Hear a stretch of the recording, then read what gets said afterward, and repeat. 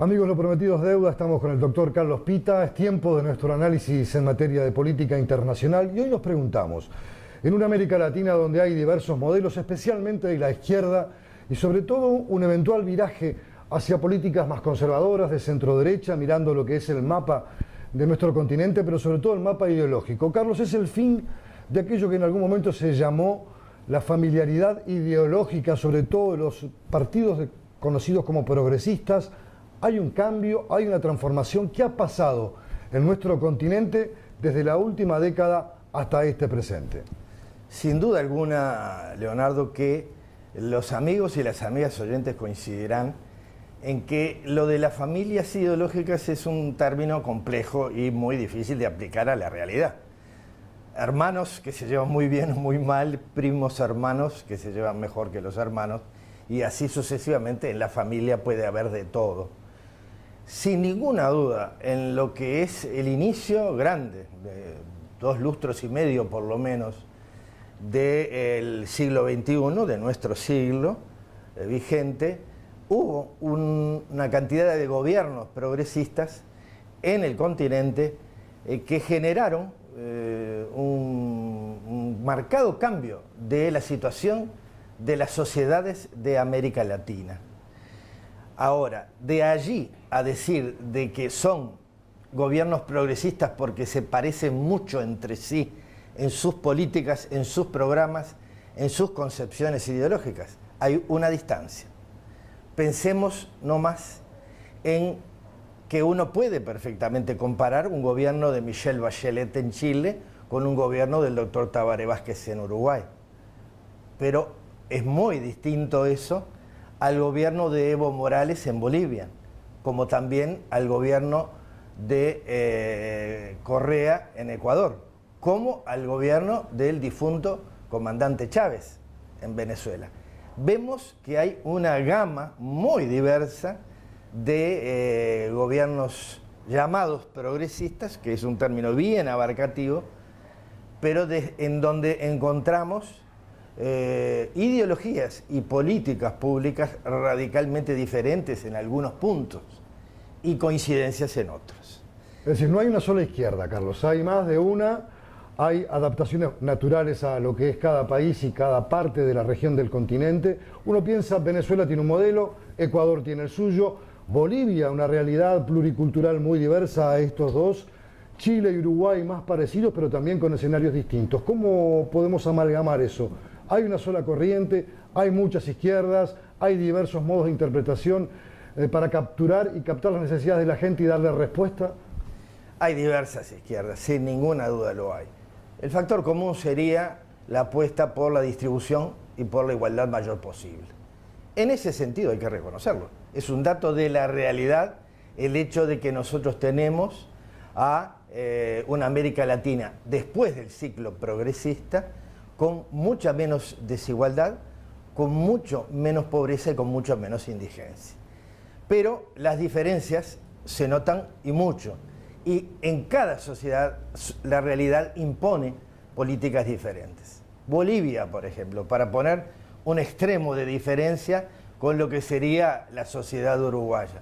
Bolivia es una sociedad que históricamente estuvo fragmentada y dividida, en donde el sector blanco de la sociedad, el sector de origen ibérico, de origen mediterráneo, del oriente boliviano, gobernó hasta la llegada de Evo Morales para sí mismos y postergó a la gran mayoría del occidente indígena boliviano, y eso tuvo su fin con el gobierno de Morales, que supo integrar a Bolivia en una sola Bolivia y darle mejores condiciones de vida a todos los bolivianos, particularmente a los sectores indígenas más postergados de Occidente. Carlos, es tiempo de una pausa, pero para después de la pausa justamente la pregunta es ¿por qué este viraje hacia la derecha? Y si la izquierda ha sido responsable por no haber hecho una autocrítica de este cambio de signo político en nuestro continente. Ya venimos.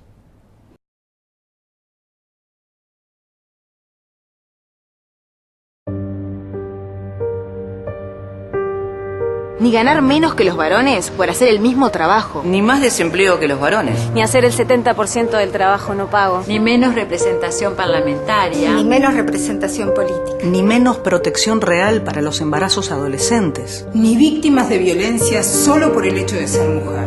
Ni una menos. Ni una menos. Ni una menos. Ni una menos. Ni una menos. Ni una menos. Ni una menos.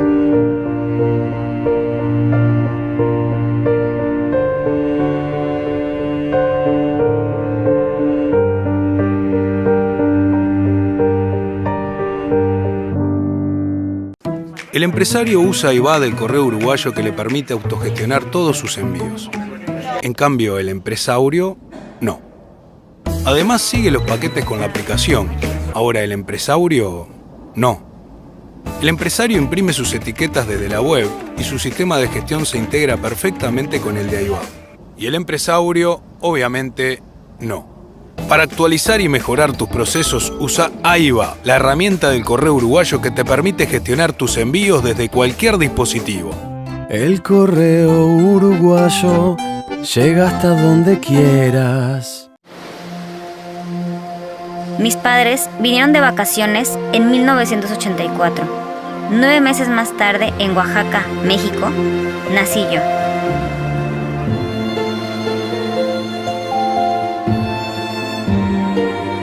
Mi nombre es Diego. Nací en Asunción 9 meses después de un viaje de mis padres a Uruguay. Mi nombre es Mauricio. Mis padres vinieron a Uruguay de luna de miel en 1986. 9 meses más tarde en La Paz, nací yo. Desde muy chica escucho hablar de Uruguay. Mis padres se enamoraron de este país. Se amaron en este país. Se enamoraron de la naturaleza, de su gente, de todo el verde que se pierde en el horizonte. Siempre escuché hablar de sus costumbres. Me hablaron mucho del mar, del color del agua. Me comentaron de su música y de sus silencios. Mamá, estoy caminando por el mismo lugar que tú. Es el sueño de mis padres que hoy también esté aquí.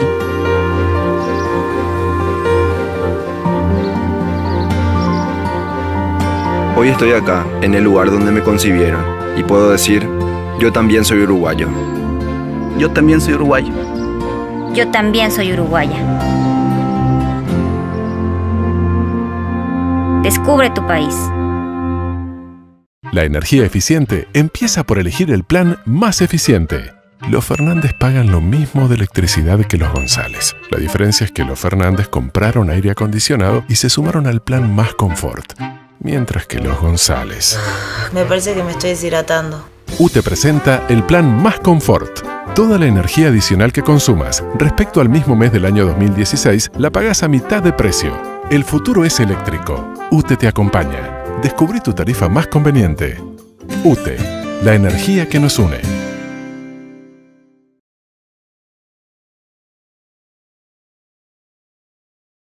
La pregunta había quedado planteada: ¿por qué este viraje hacia gobiernos más conservadores o de derecha desde el punto de vista ideológico? ¿Y qué responsabilidad, Carlos, tiene la izquierda si no ha sido autocrítica, si no ha sabido mirarse o si de alguna manera se fue, como dicen en la biología, fagocitando a través del tiempo? Primero hacemos una aclaración.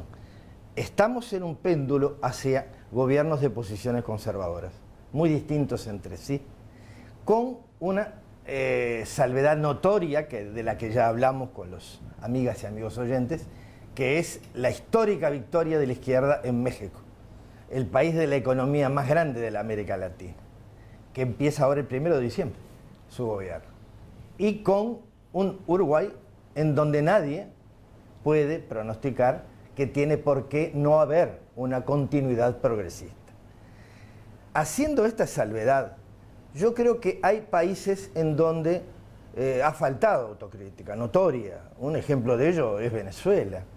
Venezuela vivió durante la época del comandante Chávez un periodo de ingresos formidables, en donde el dólar estaba a más de 160, el petróleo estaba a más de $160 el barril, Imagínense ustedes lo que significa eso de ingresos directos a las arcas del Estado venezolano. Pero en paralelo con una distribución y asistencia social real que llevó adelante el presidente Chávez, se produjo un desmantelamiento. No solo no se buscó una diversificación productiva, se produjo un desmantelamiento de la industria instalada. Se perdió prácticamente la agroindustria alimentaria venezolana. Pasó a depender exclusivamente del petróleo y eso genera, como consecuencia económica notoria, la situación que está viviendo hoy Venezuela. El petróleo hoy anda, después de haber andado por los 35, en su peor momento, en un promedio de 60 y algo. Entonces la situación es económicamente muy compleja y una cantidad enorme de logros positivos sociales, independientemente del juicio político que cada uno tenga con respecto a Venezuela, se están comprometiendo y hay una situación de crisis muy grande. Si rápidamente pasamos a Brasil, que va a ser además objeto de la próxima columna. Hay voces en el propio PT de figuras importantes que han dicho que le ha faltado autocrítica y que de alguna manera eso viabilizó esta plataforma por la que un hombre de extrema derecha como Bolsonaro hoy esté encabezando las encuestas o la intención de voto en Brasil. ¿Eso pasó? Sin duda, Leonardo, que Tarso Genro, que fue el que hizo esta expresión acá en Uruguay recientemente, dice con acierto que faltó autocrítica. Basta pensar, el PT ganó las últimas elecciones con Dilma Rousseff como candidata en la fórmula con el PMDB y con Temer.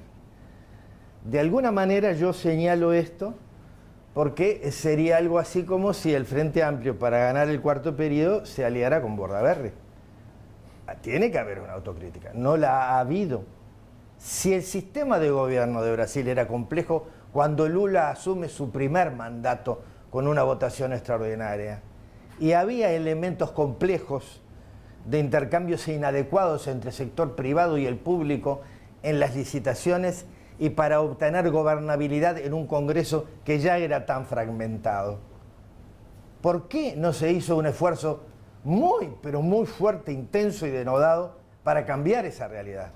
Evidentemente que ha existido en un sistema, en una corrupción endémica que venía fundamentalmente desde la dictadura militar brasilera y que no se corrigió, por lo menos en la medida y en la magnitud de que esa corrupción endémica lo ameritaban. Entonces, sin ninguna duda, que ha faltado autocrítica y esa es una lección que nos queda para el futuro a todos quienes queremos que el mundo evolucione y avance hacia la igualdad, hacia la justicia social, en libertad y en respeto a las diferentes opiniones.